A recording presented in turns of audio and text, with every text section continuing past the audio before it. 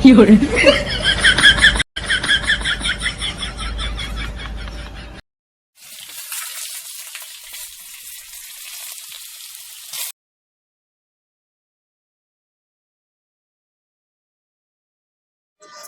আলাইকুম প্রিয় বন্ধুরা, কেমন আছেন সবাই? আজকে আমি আমার মিনি কিচেনে নিয়ে আসলাম চিংড়ি মাছের দো পেঁয়াজু। আমি আজকে চিংড়ি মাছ দিয়ে পেঁয়াজ দিয়ে বোনা করব। আপনারা সাথে থাকবেন এবং দেখতে থাকবেন।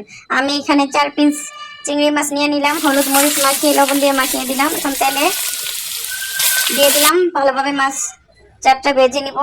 এখানে কিন্তু আমার সবকিছু ছোট ছোট আকারের, যদিও ভিডিওতে বড় আকার আসতেছে। হ্যাঁ, ওইখানে আমি পরিমাণ মতো পেঁয়াজ পেঁয়াজ কুচি মরিচ এগুলি কুচি করে রেখে দিয়েছি, এগুলো ব্যবহার করা হবে। আমি কি হলো, হ্যাঁ, এক হাতে ক্যামেরা, আরেক হাতে তো ভিডিও, এক হাতে ভিডিও করতে হয়, আরেক হাতে ভাজাভাজি করতে হচ্ছে, রান্না করতে হচ্ছে, সেই জন্য একটু অসুবিধা হয়, কড়াইতে বারবার উঠে যায়। যা আমার চিংড়ি ভাজা হয়ে গেছে, চিংড়িটাও পড়ে গেল। চিংড়ি ভাজা হয়ে গেছে, আমি উঠিয়ে নিব। এখন আমি তেল গরম করে আবার পেঁয়াজ দিয়ে দিলাম। পেঁয়াজ কুচিটা ভালোভাবে গরম করে নিব। গরম হওয়ার পরে আমি এখানে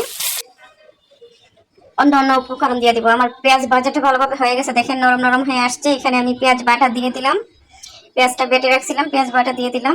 পেঁয়াজ বাটাটা কিছুক্ষণ জালে আগুনের সাথে কিছুক্ষণ করতে হবে, কষিয়ে নিতে হবে, নয়তো গন্ধ লাগতে পারে। সেজন্য ভালোভাবে কষিয়ে নিব। আর মিনি কিচেনে এই ছোটো ছোটো চুলায় রান্না করা খুব কঠিন। আমি ভাবতেছি আমি একটা মাটির চুলা তৈরি করবো, তবে আমি পারি না।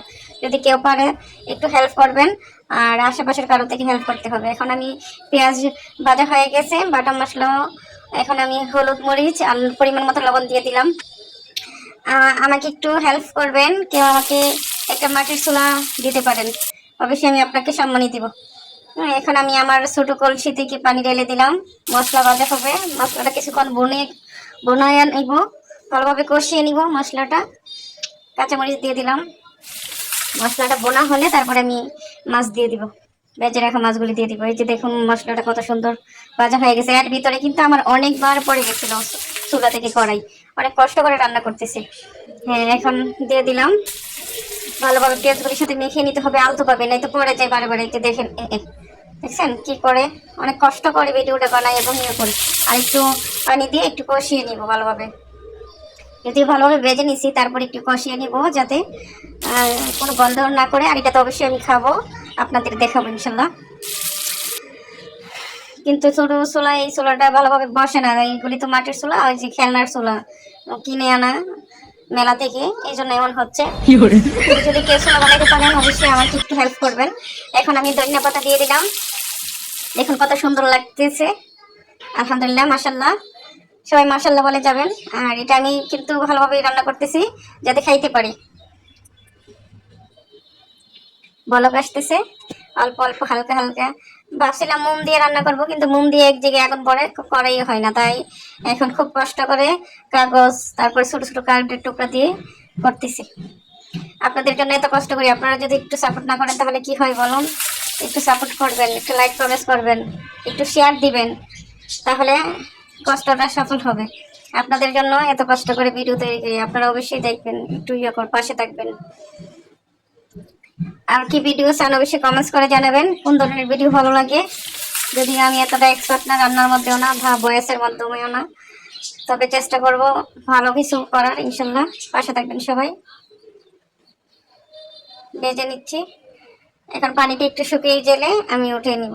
আমার রান্না কিন্তু হয়ে গেছে, আর অল্প একটু কিছুক্ষণ বাকি আছে, তারপরে আমি একদম নামিয়ে নিব।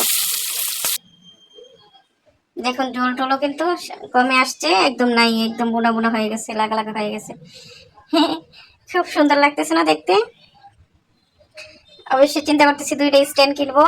একটা স্ট্যান্ড কিনবো, স্ট্যান্ডের মধ্যে ফোনটা রাখতে হবে, নয়তো ভিডিও করা পসিবল হবে না। এক হাতে ভিডিও করা আর এক হাতে রান্না বান্না করা।